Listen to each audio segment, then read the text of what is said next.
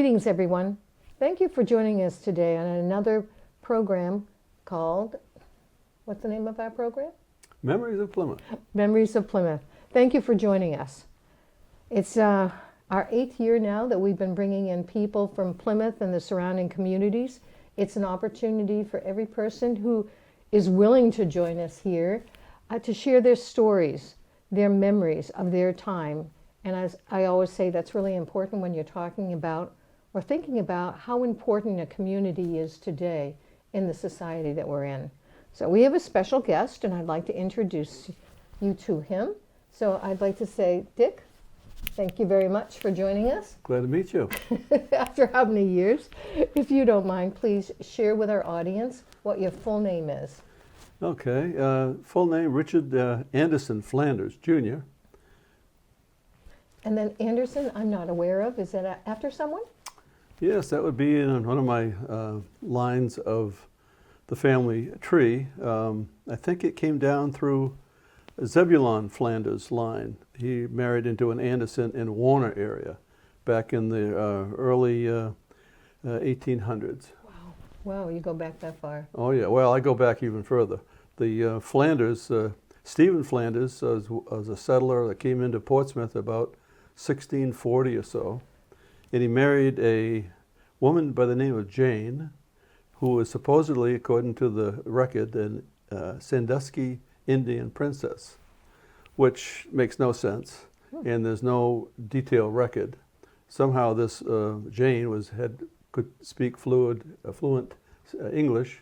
And Sandusky, the only one I know of is Sandusky, Ohio, which would be a long stretch to think of some Indian princess arrived here to Portsmouth back in the day. But anyway, the typical Flanders in other early families, they had lots of kids. They had about a dozen kids in the early Flanders, and the Zebulon line ended up in Warner, New Hampshire, west of Concord. And my dad, Richard A. Anderson Flanders Sr., was born in that clan. He had five in the family type of thing, and he was basically born to an itinerant farm manager that every one of his siblings was born in a different town. So he apparently wasn't that successful if he only could keep a job for a year or so. But anyway, the Flanders have been in the Plymouth area for a number of years, and on South Main Street. You have quite a history there going back into the 1600s. I guess. Amazing. I guess I'm a local. I think we would call you a local. Yeah, thank you. Thank you very much. Let's see, where were you born?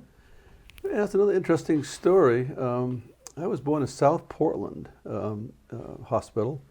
I'm going to just, we're talking Maine. We're talking Maine, Thank you. yeah. Thank you. They call it Maine General Hospital. I guess it was located in South Portland, which was curious since my parents lived in Plymouth at the time. And the only context I can think of was that my dad worked in the South Portland shipyard during World War II on the Liberty ships.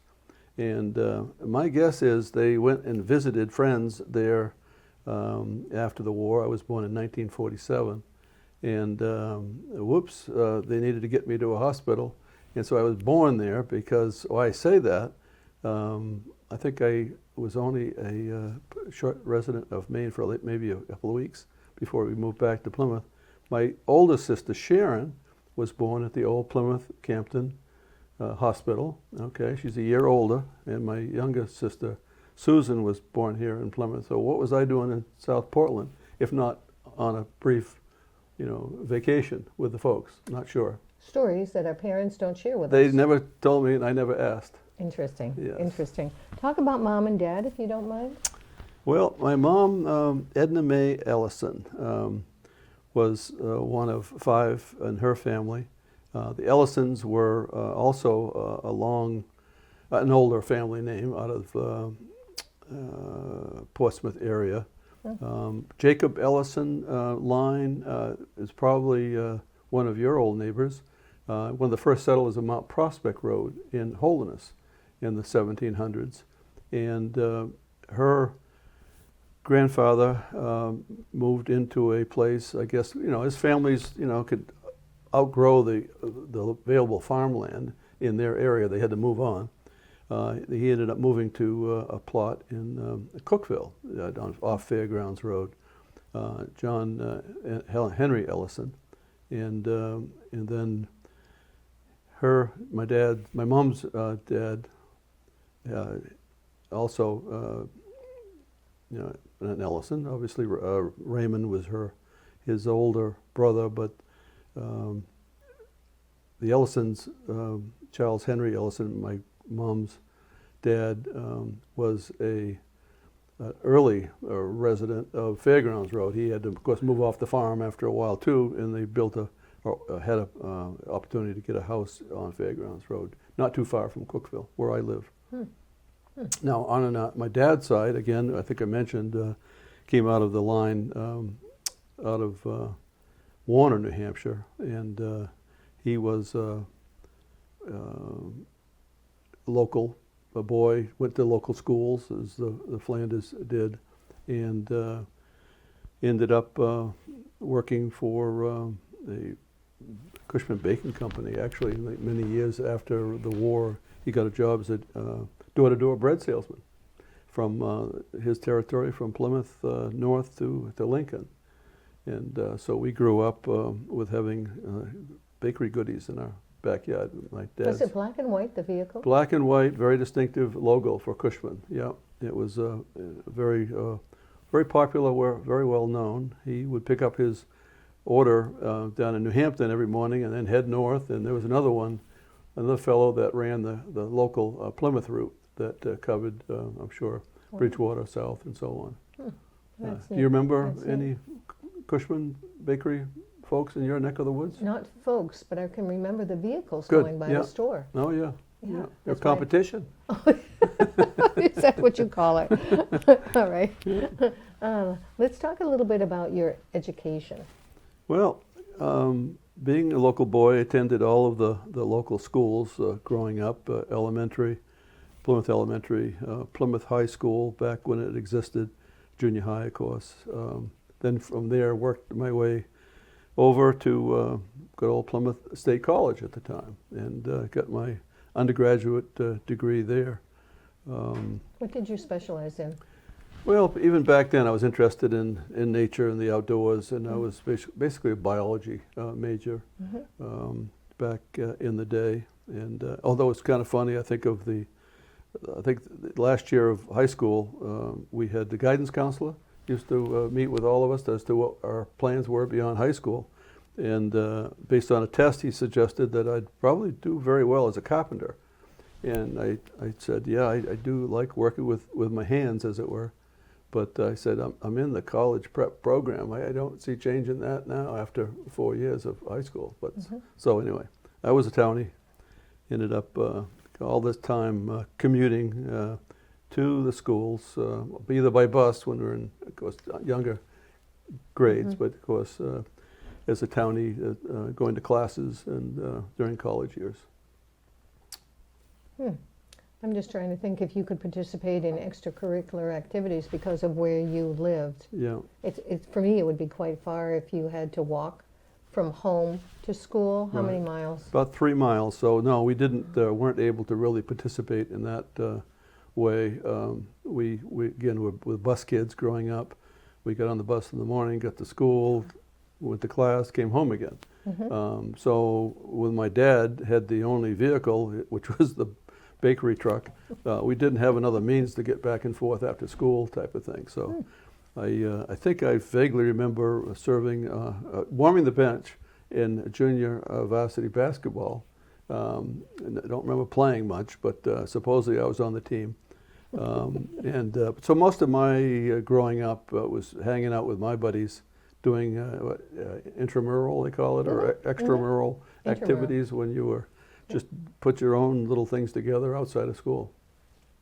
If they had more than one group of people, too many people for a team, maybe they put them down here, intramurals, allowing them to play and clean up their skills, and then maybe sometime if they had the opportunity, play on the varsity team. All I could think of is that there were like 5 good players on the basketball team, and they played all the time, and unless they were 20 points ahead, there was no chance us bench warmers would ever get a chance to play ball. Thinking back, elementary, junior high, high school, did you have a favorite teacher or two that you can remember? Boy, I had some unfavorite teachers, like Miss Spitzner, that I obviously remember. And Miss Hyde was just a great, I think, English teacher, if I remember. Right. I'm trying to think of, we had a great history teacher. Sanborn? No, Mrs. the woman. Sanborn. Sanderson? No, Okay. no. English. See, I'm great with remembering names. Mhm. Not. Mm-hmm. But anyway, there was a few that in high school in particular that I really enjoyed. Oh, that's great. Yeah. That's good to hear. How about business, jobs? Can you tell me the very first time you worked for your family or outside your family for pay? For pay, for actual money, jeez. Yeah, Yeah. that was probably when I was just 14. I think I got a job mowing lawns for a fellow out in West Plymouth, Al Spora. He was a retired Braves catcher, I think he was at the time. And so that was my first paying job for who knows what per hour. And but I also worked at Toby's Motor Court, just down the road at the end of Fairgrounds Road and Route 3. And I was a busboy there for a number of years in high school years. We might need to explain to the audience a little bit about Toby's at that time. Yeah. Was it an inn by itself? Was there a restaurant involved? Yeah, Toby's was I guess they call it these days a destination resort, meaning they had it all. They had the residential units, they had a swimming pool out back, they had a fairly large restaurant with tablecloths and fairly a nice place and good food, type of thing. Mm-hmm. And my neighbor, Lois McLeod, Charlie's wife, was the head waitress and probably got me involved there being a busboy. But my sister Sharon was there for a number of years too as a waitress. So it was handy. It was just, down the road. You could ride a bike to work type of thing. Mm-hmm. Yeah. Oh, that's neat. That's neat. Yeah. And as the years went by, you finished college. What type of employment did you have? Well, various things. Even in the college years, obviously I wasn't just a busboy.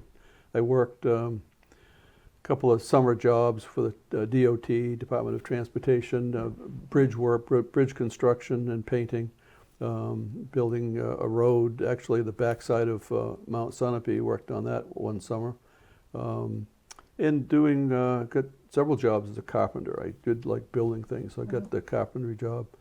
But that put me through college, and I got married, and we ended up out in Michigan for a couple of years. Yeah, I working on my graduate work out there, and but my first real job as a professional, I guess you'd say, was not until I got back east to Plymouth, and I worked for a consulting firm doing environmental impact analyses, which was the assignment was down in Pennsylvania, although the work was in New Jersey.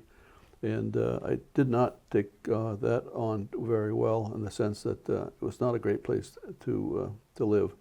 And my oldest son, Eric, was born down in Pennsylvania, and couldn't see raising him there. So we came back up to Plymouth, and I got a temporary job with the state of New Hampshire in 1973. And I say temporary because I felt at the time, looking at my work background, it didn't look good to only have been in one job for like 7 months in Pennsylvania. One of these people that bounces around a lot. So I said, well, I got to at least stay a year working for the state. Yep. And 34 years later, I retired from that job with the state. So I guess I didn't have to worry too much about how it looked like it bounced around. You're talking about a son. Did you have other children? Yes, okay. I got two lovely children. Eric, again, is the oldest, and Alicia is now living down in Florida, my lovely daughter, and my youngest son, Douglas. Yeah. Okay.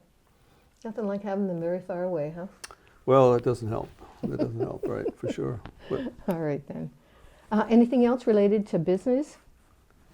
If you chose something that you really enjoyed over the years under business, what might it be? It just stands out that you enjoyed it. the type of work that you had, Yeah. skills that you needed? Well, most of my work with the state, with the Department of Environmental Services, as it evolved to be, had to do with water quality and protecting and cleaning up the waters of the state. When I first started with the state, and you can probably relate to this, the Pemi River was pretty much an open sewer, for example. And back when I worked in 1973, did water sampling, I remember times when I would sample off a bridge to grab a water sample to take to analyze.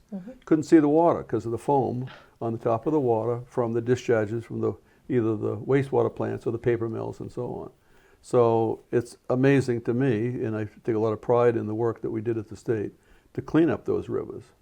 In fact, I remember doing a Earth Day program at Holderness School probably sometime in the 90s, and I was talking about how things had improved and the waters were cleaner, and of course the students at that point, they were used to clean water. They didn't know what I was talking about in terms of the dirty water. It was just something that you expected to go swimming in, you know. As I shared with you, I can remember one of my aunts just saying, here's some garbage, take it down to the river and drop it in. Yeah. And we're talking late 50s and early 60s. That's Right. what they did. Exactly. And I got a photo of that, of somebody discharging their garbage off the bridge there across the river. And it's kind of, it was a mindset at the time. You know, out of sight, out of mind, for one thing. That's true. Flush it, don't worry about it. Somebody else's problem downstream and so on. So when the state got involved with cleaning up the rivers, for example, it made sense, although some people say, why did they do it this way? They cleaned up the rivers from the headwaters down. So for example, Waterville Valley had to build a fairly expensive advanced treatment plant to be able to discharge clean water to the Mad River.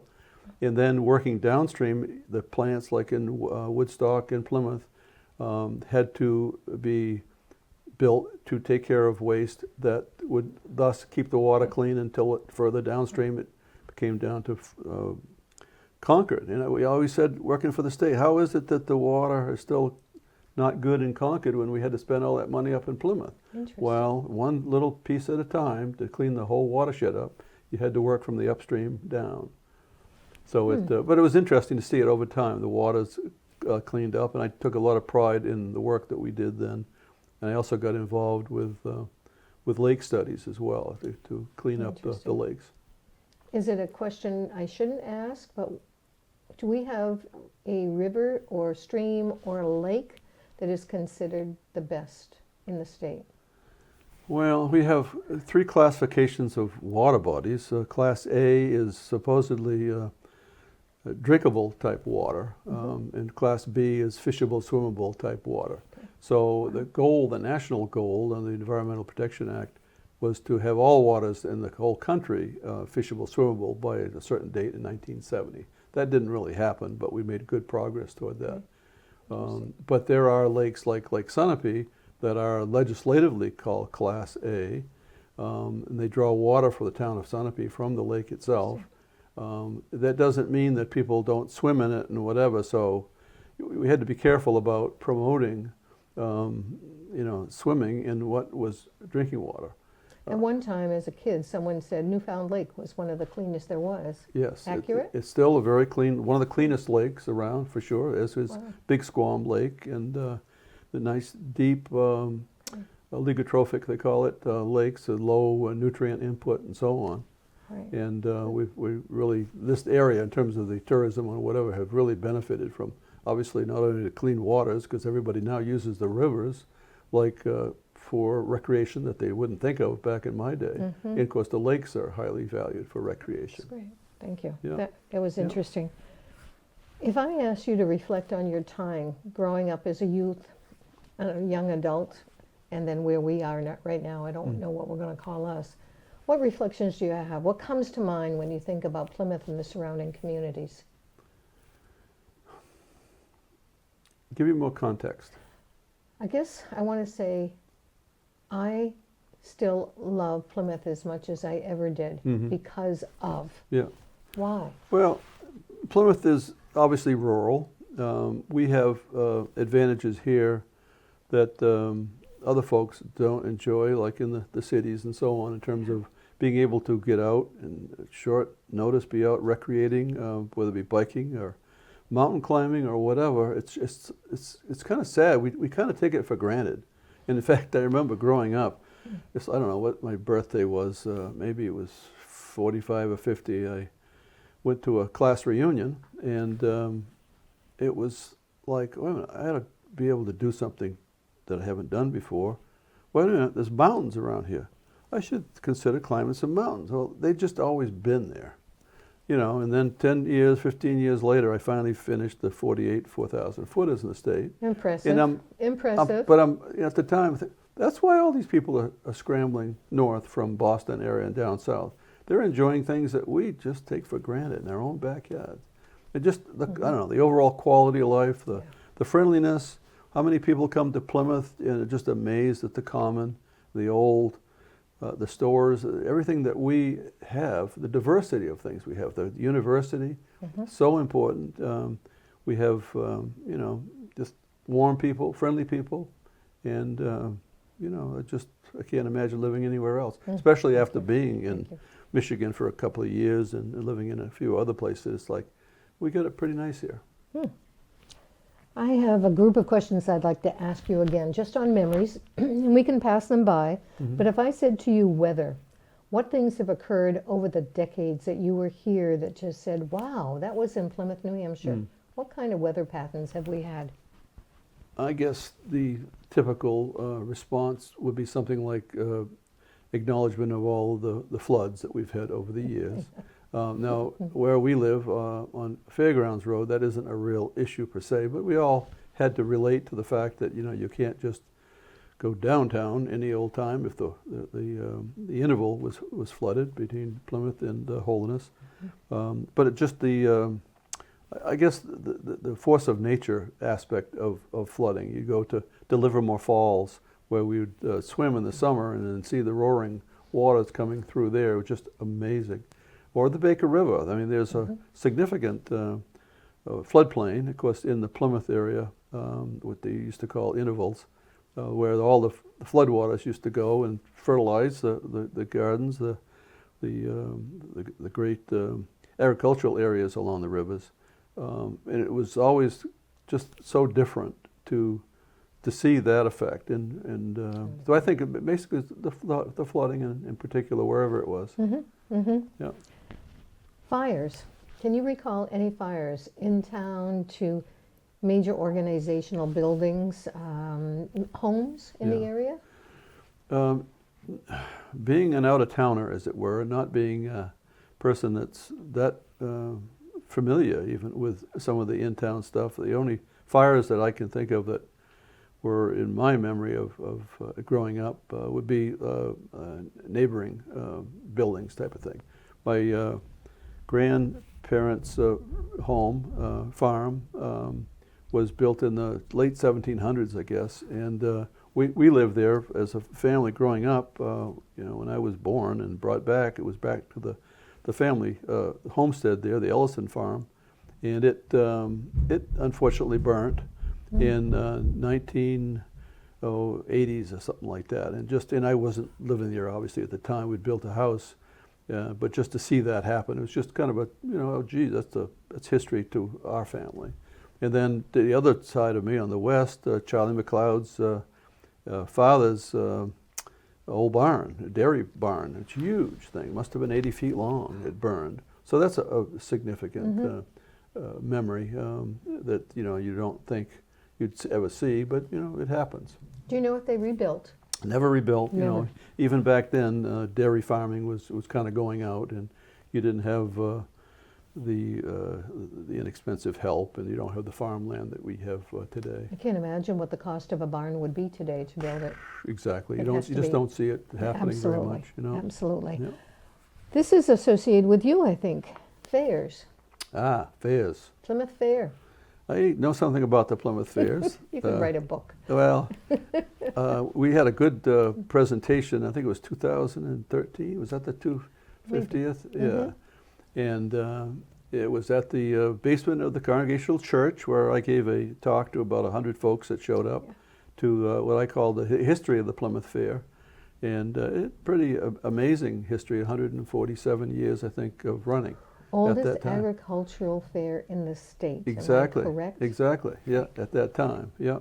So growing up next to the fair, I think a lot of my schoolmates, in Plymouth, were envious, I guess you'd say, of me, of being able to go to the fair. And of course, what little did they know, what the reality was. For example, we used to sneak into the fair through the back cow sheds. And I remember my grandpa Ellison found out about this, and he said, why are you doing that? We said, well, you can't afford to go in. Well, I get free tickets to the fair. And we said, what? You got free tickets? Why would you get free tickets? Well, I have an arrangement with the fair. What's the arrangement? Well, when they flush the toilets at the fair, that effluent goes onto my land.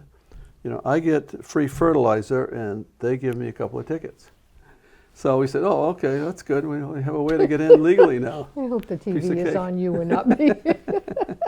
Oh my gosh, oh my gosh. Yeah. What was your most fun event at the fair? Do you have one? The most fun event? Yeah. Well, there were a lot of different events over the years. I remember I used to watch the Demolition Derby, for example, on front of the grandstand. That was always a very popular thing. And of course, Denny Day and the Hell Drivers was another annual event, and people would come to that. In fact, I'm glad I arranged for Denny to actually attend my presentation in the basement of the Congregational Church. Right.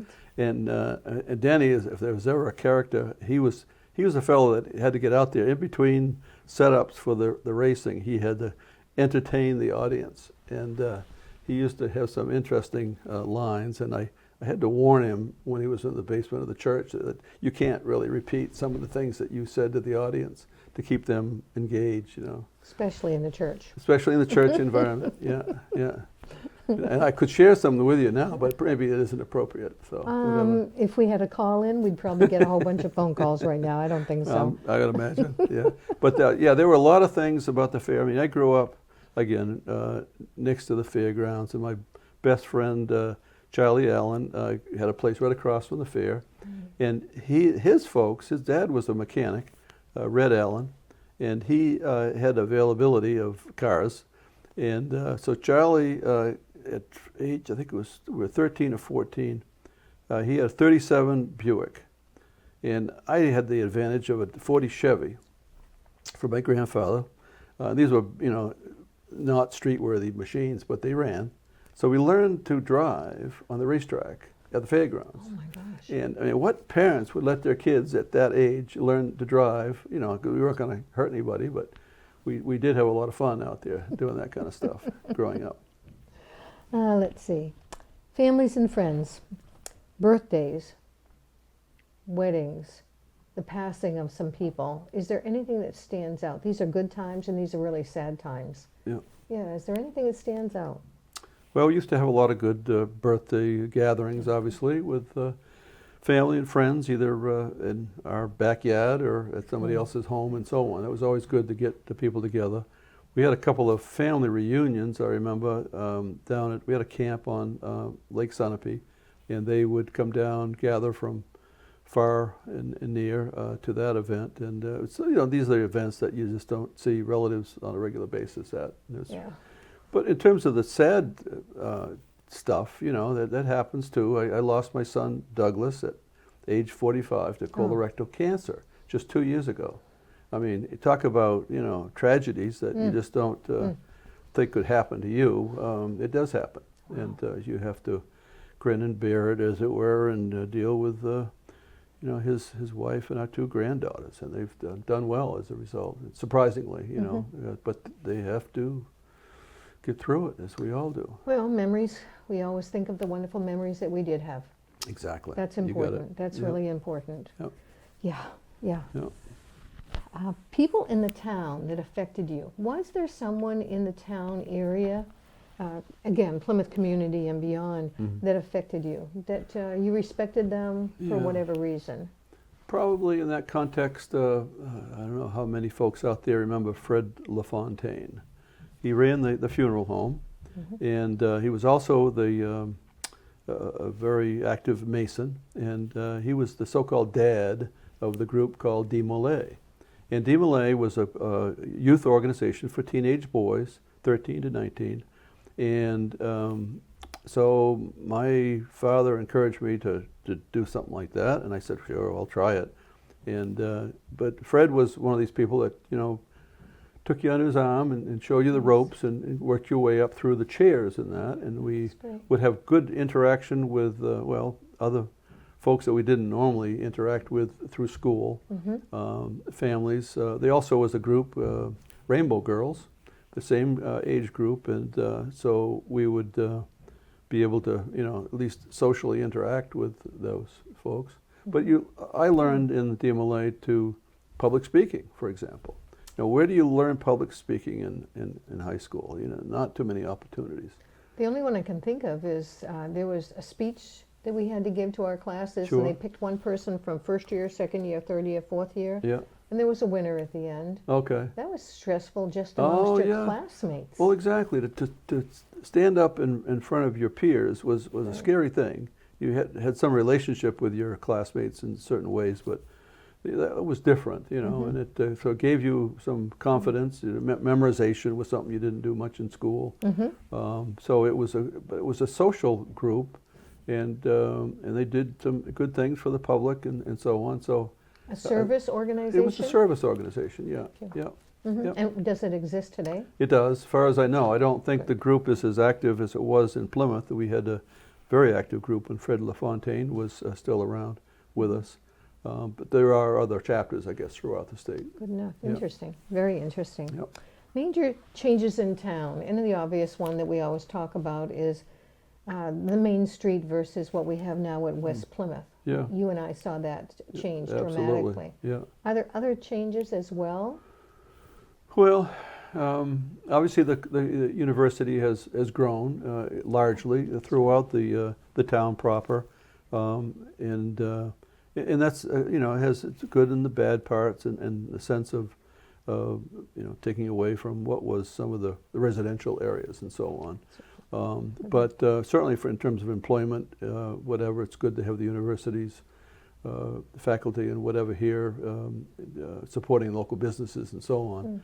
And it's bringing a lot of, you know, obviously students in that wouldn't ordinarily be in Plymouth area. So that's evolved certainly over time. Of course, you know, just Tenny Mountain Highway in itself, in terms of what has evolved from what was strictly a, you know, agricultural type area to what it is now, you know. So yeah. Is there a person within your family group, going back decades perhaps, that really meant something to you? Of course, our mothers and fathers, that kind of thing. But if it is a mom or dad, if it's a sister, aunt or an uncle, why? Yeah. Can you pick one? Or is Well, I don't know. I always gave my grandfather, Charles Henry Ellison, a lot of credit for who he was and what he did, raising a family there at this old farmstead. That's great.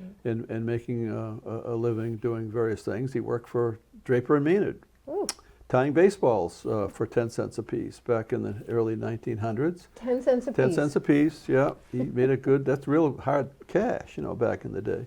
And but he also, you know, he was a fireman at the mill, you know, O.A. Miller, or not O.A. Miller, but the pig mill, we called it back in the day. And the fireman didn't put out fires. He kept the fires going, and the boilers there and so on. But Charlie was one of these, you know, people that you looked up to because he was, you know, kind of self-sufficient and a hard worker. And I think that was important as a kid to learn, you know, responsibility, chores, and things like that. Not that my folks didn't also encourage that; they certainly did as well. But you know, you think of somebody that grew up in, you know, certainly harder times than we have, and was able to persevere. They're pretty amazing. Yeah. I always wonder where work ethics comes from. But then I think back, we worked all the time. We worked. All we the had time. chores. Yep. Yeah. We Yep. had duties. Yep, for Mhm. sure. Yeah. Let's see, 1, 2, 3, 4. Here's a fun one. Thinking about the town of Plymouth and the surrounding areas, do you have memories of foods that have been found, well, maybe in our past, on the main street, home? Is there something that comes to mind? Well, since I didn't spend much time on Main Street indulging in food, given that we lived too far away, I guess I would say the food, the answer would be probably the fair food. You know, next to this Plymouth State Fair, who didn't love the smells of walking in the gate and the deep fried onion rings? My hand goes up. Yeah, exactly.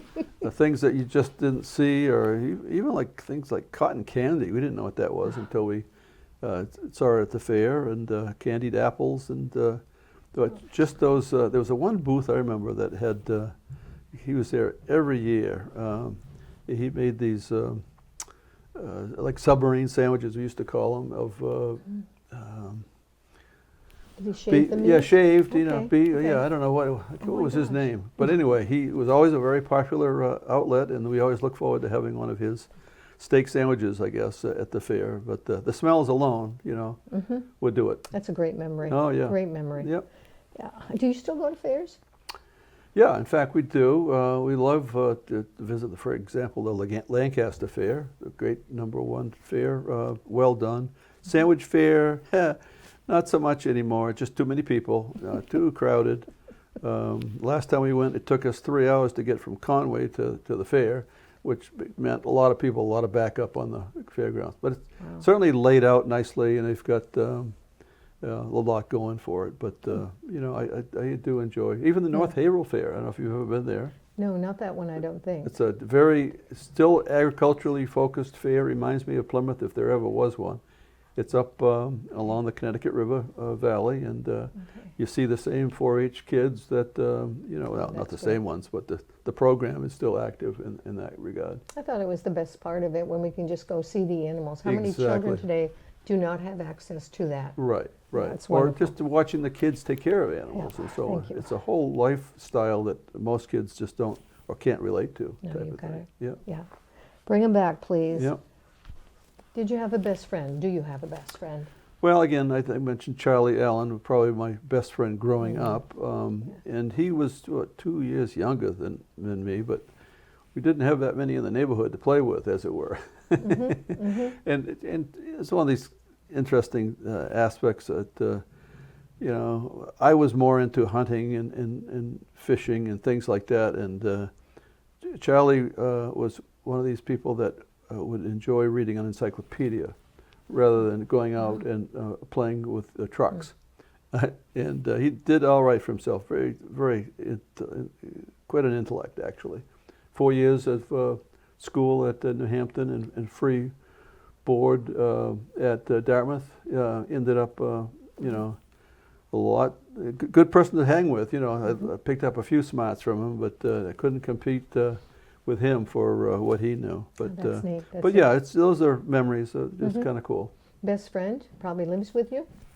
Lives with me? Sure. Like my wife? Oh. Well, I don't know if she'd consider to be just a friend. I said best friend, Kathy. Don't get upset. Yeah. Yeah. Just wanted to mention her. Oh, That's yes, yeah. She would have been here today, but she got tied up. all. Okay. Did you have a favorite hangout when you were a youngster? Something that, again, you live outside of the confines of right. Plymouth. But would there be a hangout where kids got together and played Yep. during the summer, the Yep. different Well, seasons? again, since we were outdoor folks, and I like carpentry, we ended up building a camp in high school up in the woods behind my folks' house. And so I'd get together with my buddies, Tom Connery and John Bartlett, and Yeah. a couple other locals there, that David Hall, Durwood Gray from the area here. Some we've lost already. I was just going to ask you that question. Yeah, Dave unfortunately passed a couple of years back. But anyway, they were all fun people to be with. We built this camp up in the woods and moved my grandparents' old wood stove up there and had originally it started with 4 bunks. It ended up with 8 bunks. So we had, of course, we built a 2-story addition to it in college years. So we had a few parties up there, and my folks, you know, their attitude was, well, we know where they are. They're not going to get in trouble up in the woods. And so that was the way we left it. I'm not asking any more questions on that one. Oh my gosh. Were you in the war, or did you know anybody, family members that might have been in one of our wars that we've had?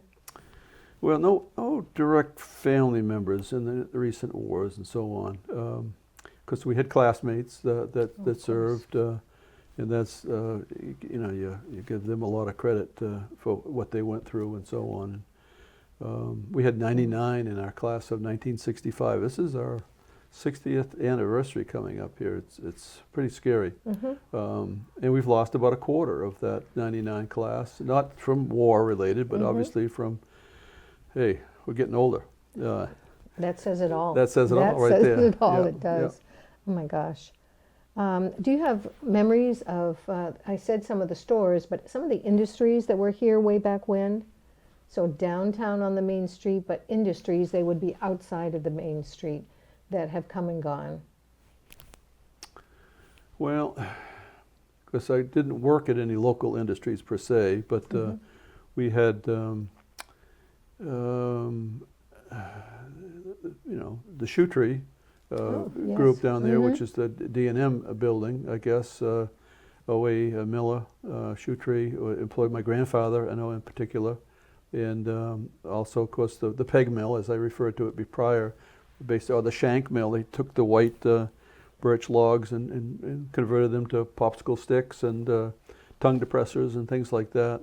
I think Evelyn Maynard worked there. I say Evelyn McNeil today, but she mentioned that too. Yeah. And then I was looking for something this morning, and I found it. I found a shoe tree at the house for something I'm going to be presenting on next week. Some people may not know what a shoe tree is. Exactly, yeah. Major industry in the town of Plymouth. I know it. So I found it. Yeah, and basically it was just to maintain the shape of the shoe, right? Very good. Yeah, Very good. I never owned any, but that was the deal, I don't think. know where I got it from. Yeah. Probably my family. Probably a collector's item, you know, in many ways. Fascinating. But yeah, there were a lot of woods-related industries around.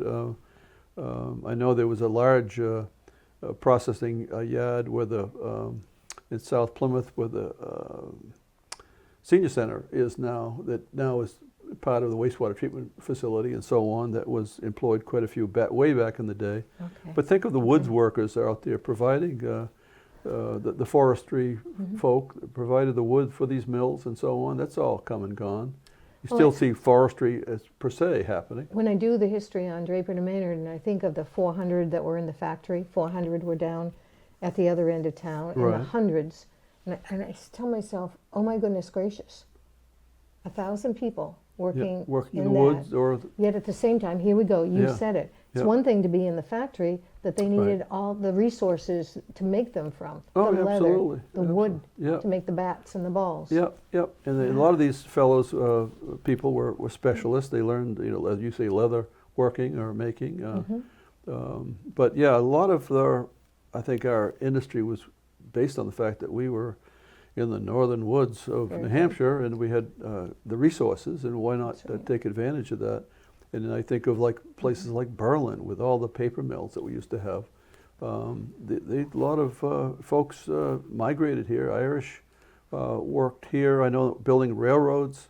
I know that a lot of French influence down from Canada, harvesting the wood for those mills. It was just amazing.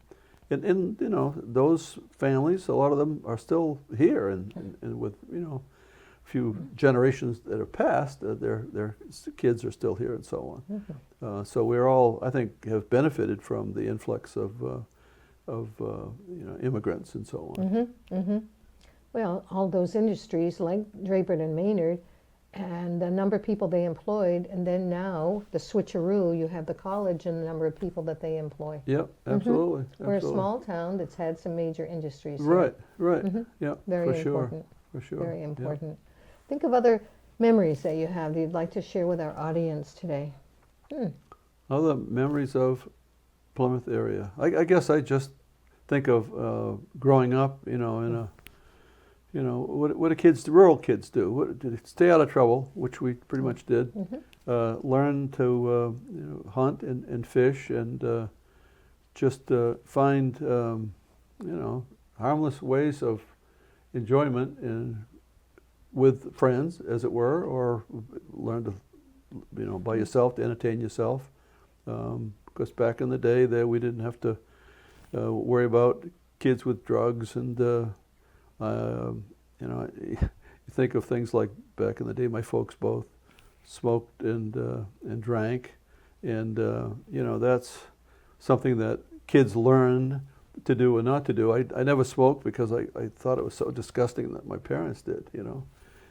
But you know, so how do we evolve? Well, we learn from either our parents or our relatives or people that we looked up to that set an example for us. Right. We're always making decisions. Always, yeah. Are they the right decision? Right things or wrong, and we have, you know, I think benefited from a lot of, you know, support from the town in various ways, you know, and I felt, well, I guess maybe I feel maybe as a professional or semi-professional with my career background that I should serve, you know, the town more, and I have. I've served on the chair of the Conservation Commission and Budget Committee, and a lot of these things I did in my 30s and 40s. But you still, within the last decade, you were on the Historical Society. Well, exactly, a member of the Plymouth Historical Society and doing presentations and so on, and I think that's important. I think a lot of folks, you know, appreciate that in a way, and yet we're constantly looking for people to join us, as it were, you know, to build a membership in the Historical Society and to contribute to the town. And a lot of people have ways to contribute without their thinking that they do. They just their own experiences and so on. I think the contributions you have mentioned have been great, and I want to add one to them. The people that you work with during these times, you learn so much from them. Absolutely. We benefit that way Absolutely. too. It's critical. You know, one of the sad things I've said for a while now is that it's sad to me that I have to find out about people through the obituaries. And I'm thinking a number of people that I had no clue that they went either to similar schools than I did or did similar things. I had no clue that that's what their background was. And it's not right that we have to do that or find that out. That's a great point. Well, we are the Historical Society members, and maybe we need to ask people prior to their passing if they would be willing to do a snippet of their background, the grandparents. But that's what's so great about your program here. How many? We've got 50 people you've interviewed in the last 8 years that we wouldn't have a clue as to what they did or their background if you hadn't done it and asked those questions. Similar to the obituaries that you're talking Exactly, about. Right, exactly. right. You were so fortunate and fortuitous. I know we've lost a number of those interviewed over the past few years, and so you had captured that. I mean, it's part of the history of Plymouth, you know. And there's a lot of people that say, well, no, we're focused on Plymouth. No, we're focused on the Plymouth area. It's the community. The community is more than the town. Well said, well said. And we encourage, or you could encourage, I'm sure you do encourage, folks from Rumney and, you know, Bridgewater and whatever. Hey, you're part of this community. The more you talk to them, you can find out somehow either they do their business on the main street or out at West Plymouth, or they belong to a church in town that maybe they don't have elsewhere. You never know. Plymouth is such, we don't think about it, but Plymouth is such a hub of activity. I don't know, I heard a number once that there was as much traffic down Tenny Mountain Highway as there is down in Milford, southern New Hampshire, you know, commuters and whatever. Well, those people are coming, we think of out of the hills, they're coming from Warren and Wentworth and Rumney, and there are a lot of people that live in our backyard that we don't necessarily relate to on a daily basis. But I mean, we you know, Plymouth draws them for various reasons. This is a difficult question, so you can pass. Thinking about everything we do have here and so fortunate to have here, is there something that we're missing here? Is there something? And that's unfair. It wasn't written down. Well, no. Something that we're missing. If you could bring a company in, organization that we don't have, that we're missing? Boy, I have drawing a blank on that one. Well, Good question, though. But I'll play. I just went back to my childhood. Yeah, So when you and I were young, you lived farther away from the middle of the town, right. but we had Park and Rec. Okay. And so all during the summers, every single day, Monday through Friday, if I remember correctly, we would meet up on the confines of the elementary, middle, and high school parking lots, run down to Draper to D&M Park, D&M Park, which sure. is Draper to Maynard Park, play, Yeah. and that's where my friends came from. I'm living on the main street now, but I Yeah. still had my friends because that was the opportunity to get together. And there was a male instructor and there was a female instructor at the time for years and years and years. Through we Park did and that. Rec. Park and Okay. Recreation. Yeah. And that's, I don't believe it's running now. Yeah, I would have no clue since I wasn't invited to that group. Okay. I'm sorry. Being an out-of-towner. Mom could have dropped you. No, I'm not Yeah, going right. there. No, I'm not yeah. going there. Yeah. All right then. My last question, typically, we'll find more to talk about probably, but if you had to share something, if there was a group of kids here now, and because of your age, your background, your skill set, what might you want to share with them if we could get them to listen to two people with white hair? Yeah, really. Yeah. I think young folks, need to realize that they need to develop relationships, with other kids of the same age, but also to learn to accept other people that maybe they don't normally hang with, just to see what other ideas come from other minds. I think education is so critical. And I say that not because I feel well educated, but there are folks that, we need, and we really need to encourage other forms of education, such as, getting job training for plumbers and carpenters and so on. All that is so important. In other words, education isn't just going to college type of thing. And so if you could encourage kids to find something they like doing, that's important. And then stick with it. I mean, I always liked carpentry. I built a lot of different things. I didn't make a living doing it. But boy, it's one of those things. It's enjoyable to learn to do. Self-satisfying. Self-satisfying, exactly. But just to, for the kids need to learn responsibility. Chores sound like a lot of work, but chores teach responsibility and family values and things like that they need to consider as well. I don't know if that's along the line you were thinking or what. Yeah, I think well said. Well Okay. said. Yeah, I think it's great. Have we missed anything today? Well, I don't know about missing anything. We covered quite a bit. I think we covered a lot. I think you're probably like me though, Dick. We think back and how fortunate I went away and I came back home. And I couldn't have made a better decision in my life. Absolutely. Yep. Yeah. And Plymouth, again, all the surrounding towns around it, we all feed into one another. You're right, Plymouth's the hub. Yep. But we find ourselves out here or there, be it for, I don't know, just think of all of the outdoor activities there are that we've been able to participate because we have Right. the hills and the mountains so close to us. We and the are. rivers. We are and so fortunate. very Yeah, blessed, yeah, very, yeah. very blessed. And we have had people that you and I both know that went away and came back home. That's right. Came back Right. home. This is still home to so many people. Even if they're not living here, when we do an interview with folks, they'll Sure. say, haven't been here for years, but this is the place Yep. that we call home. Absolutely. Yeah. Absolutely. Very, And very we hope that fortunate. we can get some of our 1965 graduates here back to Plymouth for a reunion this summer. And we don't know where or when or whatever, but that's be interesting. And I think reunions are a great opportunity for people that do live away to come back and in fact, some of them make it a big deal because they haven't seen Plymouth in a while, and we really would like to see them too and share some of their experiences with the rest of the class. Well, like we said, it's still home. It's still home. It's still home. Yeah. Sir, we could have gone on for another hour, but I think it's about time we say. Thank you very much. Yeah, well, Yeah. thank you. Thank Good. you. Plymouth is a special place. I think you've heard from Dick today that communities are so important, and we have one of those. Plymouth and the surrounding communities have allowed us to be who we are. Absolutely. Yeah. Yeah. So we'll see you next time.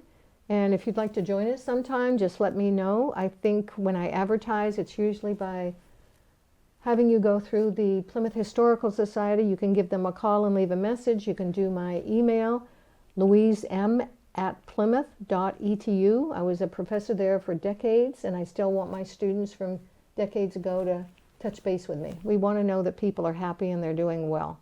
Thank you again. We'll see you next time for another episode of the Memories of Plymouth.